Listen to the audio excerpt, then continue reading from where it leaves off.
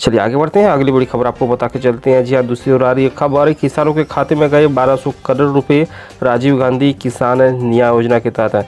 जी हाँ, हम आपको बताना चाहेंगे, मुख्यमंत्री निवास में आयोजित एक सादे समारोह में रविवार को राजीव गांधी किसान न्याय योजना की अंतिम किस्त जारी हुई। मुख्यमंत्री भूपेश बघेल ने बटन दबाकर पंजीकृत किसानों के खाते में करीब 1200 करोड़ रुपए की राशि हस्तांतरित की। जी आगे बढ़ते हैं, दूसरी ओर जो बड़ी और ताज़ा लेटेस्ट अपडेट हम आप लोग को बताना चाहेंगे, इस होली छत्तीसगढ़ के कर्मचारियों को होने वाला है दीपावली। जी हाँ, हम आप लोगों को बताना चाहेंगे कि सबके वेतनमान में वृद्धि होने की बड़ी खबर सामने आ रही है। छत्तीसगढ़ राज्य कर्मचारियों को होली से पहले दिवाली होने वाली है। जी हाँ, राज्य सरकार ने 7वें वेतन आयोग की सिफारिशों के आधार पर तय वेतन के बकाये की तीसरी किस्त देने का फैसला किया है। इस किस्त में 1,81,000 कर्मचारियों अधिकारियों को 360 करोड़ रुपए राशि दी जाएगी। अधिकारियों ने बताया, कोरोना संकट की वजह से प्रदेश की आर्थिक गतिविधियां प्रभावित हुई थी। इसकी वजह से सरकार ने कई खर्चों में कटौती के तहत पिछले साल मिलने वाली सारी किस्तों का भुगतान भी टाल दिया था। चलिए आगे बढ़ते हैं और अगली बड़ी खबर हम आप लोगों को छत्तीसगढ़ कोरोना लेटेस्ट अपडेट बता के चलेंगे। शनिवार में कोरोना के 1273 नए संक्रमित मिले। रायपुर में 426 कोरोना पॉजिटिव निकला है। पिछले 24 घंटे राजधानी में 5 समेत 11 मौतें हुई। प्रदेश में सक्रिय मरीजों की दर फरवरी में 0.88% से बढ़कर 2.1% पर आ गई है। इस तरह 1.22% की बढ़ोतरी हुई है। रायपुर में एक्टिव मरीजों की संख्या 2000 के पार हो गई है। दूसरी ओर आ रही है खबर, भाजपा पर मंत्री टीएस सिंहदेव का हमला। छत्तीसगढ़ कांग्रेस के दिग्गज नेता और प्रदेश के स्वास्थ्य और ग्रामीण विकास मंत्री टीएस सिंहदेव ने भाजपा पर बड़ा हमला बोला है। सिंहदेव ने कहा, भारतीय जनता पार्टी के भारत में गरीबी को दोगुना कर दिया है। उन्होंने देश में बढ़ती गरीबी के लिए भाजपा के नेतृत्व वाली केंद्र सरकार की नीतियों को जिम्मेदार ठहराया है। और आगे अगली बड़ी अपडेट हम आप लोगों को बताना चाहेंगे, छत्तीसगढ़ में और एक नया उपलब्धि। जी हाँ, छत्तीसगढ़ ईज ऑफ डूइंग, जिसके तहत 895 करोड़ अब छत्तीसगढ़ सरकार ले सकती है। विभिन्न कार्य योजना के तहत बताना चाहेंगे कि राज्य में उद्योग हितैषी फैसलों और निर्णयों के फलस्वरूप ईज ऑफ डूइंग बिजनेस सुधारों के क्रियान्वयन में देश में पहले 20 राज्यों में शामिल हो गया है। अब इस वजह से छत्तीसगढ़ सहित 20 राज्यों को जीएसडीपी के अतिरिक्त ऋण लेने की पात्रता श्रेणी मिल गई है। अगर हम छत्तीसगढ़ को लेकर बात करें इस कार्यक्रम के तहत, तो छत्तीसगढ़ राज्य को अतिरिक्त वित्तीय स्रोत के रूप में 895 करोड़ रुपए ऋण लेने की अनुमति दी गई है। चलिए तो आगे बढ़ते हैं, रायपुर से आ रही खबर हम आप लोगों को बताना चाहेंगे। जी हाँ, रायपुर से इस वक्त की आ रही खबर है, रायपुर पहुंचे केंद्रीय स्वास्थ्य मंत्री। देश में केंद्रीय स्वास्थ्य मंत्री एवं परिवार कल्याण मंत्री अश्विनी चौबे शनिवार को रायपुर पहुंचे थे। उन्होंने रायपुर के एम्स में 10 मॉड्यूलर ओटी और पीवीटी सीटी मशीन का लोकार्पण किया। इस मशीन की मदद से पूरे शरीर में किसी भी पार्ट का आसानी के साथ पता लगाया जा सकता है। यह मशीन कई रोगों का पता लगा सकता है, खासकर कैंसर के मरीजों के लिए ये मशीन बेहद काम का चीज है। रायपुर एम्स में अब इस मशीन की सुविधा लोगों को मिल सकेगी। तो चलिए आगे बढ़ते हैं, कोरोना को लेकर और मास्क का उपयोग नहीं करने को लेकर जो अपडेट सामने निकल कर आ रही है। यह कोरोना महामारी को रोकथाम के लिए प्रशासन की अब सख्ती देखी जा रही है।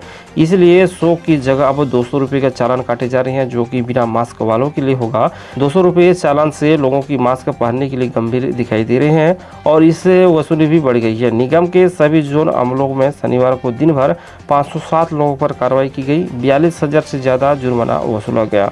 आगे बढ़ते हैं, कोरिया से लेटेस्ट अपडेट आ रही है, जो कि हम आप लोगों को बताना चाहेंगे। Korea ward number 3 containment zone हो गया है। जहाँ कोरोना वायरस के संक्रमण की रोकथाम हेतु युद्ध स्तर पर प्रयास किए जा रहे हैं। इसी दिशा में कोरिया कलेक्टर SN राठौर के द्वारा आयुक्त नगर पालिका निगम चिरमिरी के द्वारा प्राप्त प्रस्ताव अनुसार नगर पालिका निगम चिरमिरी के 3 वार्डों को आगामी 2 अप्रैल तक के लिए कंटेनमेंट जोन घोषित कर दिया गया है। जारी आदेश के अनुसार आम नागरिकों का उक्त क्षेत्रों में सामान्य रूप से आवाजाही पूर्ण रूप से प्रतिबंधित रहेगा। स्वास्थ्य के क्षेत्र में छत्तीसगढ़ अब नंबर 1 पर आया है। जी हाँ, जिसके तहत सीएम भूपेश बघेल ने एंथम भी लॉन्च की है। बताना चाहेंगे, भारत सरकार द्वारा आयोजित विश्व की सबसे बड़ी स्वच्छता प्रतियोगिता स्वच्छ सर्वेक्षण में तीसरी बार नंबर 1 के पायदान पर छत्तीसगढ़ पहुंचा है। जी हाँ, राज्य एवं शहरी विकास अभिकरण द्वारा राज्य स्वच्छता एंथम बनाया गया है।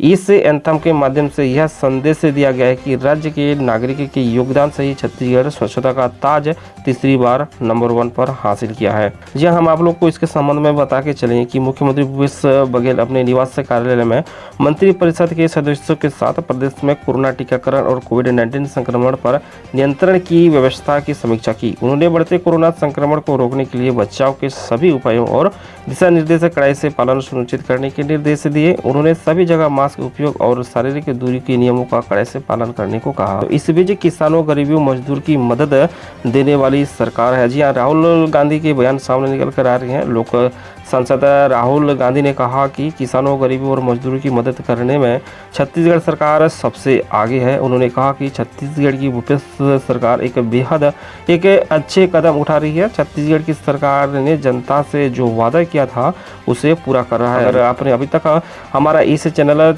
छत्तीसगढ़ जनसंपर्क को सब्सक्राइब नहीं किया तो सब्सक्राइब जरूर से कर लीजिए। वीडियो को लाइक और शेयर भी कर दीजिए, क्योंकि छत्तीसगढ़ से जुड़ी तमाम बड़ी लेटेस्ट अपडेट लगातार हम इस चैनल के माध्यम से आप लोगों तक पहुंचाते रहते हैं। तो अपना प्यार और सपोर्ट चैनल के साथ बनाए रखिएगा। चैनल को सब्सक्राइब कीजिए, वीडियो को लाइक और शेयर भी कर दीजिए। तो भाई आगे बढ़ते हैं और अगली बड़ी जो अपडेट है आज की डेट में सामने निकल कर आ रही है ग्राम पंचायतों को लेकर, जो कि कांसाबेल की ओर से जो खबरें सामने आ रही है। जहाँ कलेक्टर महादेव कावरे ने शनिवार को कांसाबेल विकासखंड के जनपद पंचायत सभा कक्ष में सरपंच, सचिव और अधिकारियों, तकनीकी सहायक और रोजगार सहायकों की बैठक ली। कलेक्टर ने छत्तीसगढ़ शासन की महत्वाकांक्षी योजना, जो कि नरवा गुरुआ, बाड़ी गोधन योजना, राजस्व अभियान, कोविड टीकाकरण, आयुष्मान कार्ड, लोक सेवा गारंटी, वन अधिकार पत्र, मनरेगा कार्यों की विस्तार की समीक्षा की। उन्होंने सरपंच, सचिव को लंबित कार्यों को गंभीरता से लेते हुए 31 मार्च तक पूर्ण करने के निर्देश दिए हैं। तो आगे बढ़ते हैं और अगली बड़ी खबर होली को लेकर सामने निकल कर आ रही है। इस होली पर्यावरण बचाओ अभियान के तहत गोकास्ट का उपयोग करने की सुझाव दिया जा रहा है। होली पर्व में अब कुछ ही दिन शेष हो गई है। होली काष्ठ की शुरुआत 21 मार्च से शुरू हो चुकी है। इसके साथ ही होलिका उत्सव समिति भी तैयारियां शुरू कर रही है। साथ ही इस होली पर्व को उत्साह से मनाए जाने के साथ साथ पर्यावरण को भी सुरक्षित रखने के लिए इस बार गोकाष्ठ से होलिका दहन करने को बढ़ावा दिया जा रहा है। इसके लिए सरकार और विभिन्न संस्थाओं माध्यम से गोठानों में 300 क्विंटल गोकाष्ठ तैयार किया जा रहा है और इन्हीं गोकाष्ठों का उपयोग होलिका दहन में उपयोग किया जाएगा। तो इस तरह से कुछ लेटेस्ट ताज़ा बड़ी अपडेट थे 22 मार्च 2021 को लेकर, जो कि आज की इस वीडियो में सारी जानकारी हमने आप लोगों को दिए हैं। जी हाँ, उम्मीद करते हैं आप लोगों को वीडियो अच्छा लगा तो लाइक जरूर से कीजिए, मित्रों को शेयर कीजिए। चैनल को अगर आपने अभी तक सब्सक्राइब नहीं किया है तो सब्सक्राइब करके बेल आइकन को भी जरूर से दबा के रखिएगा भाई। तो मिलते हैं अगली वीडियो पे, नमस्कार।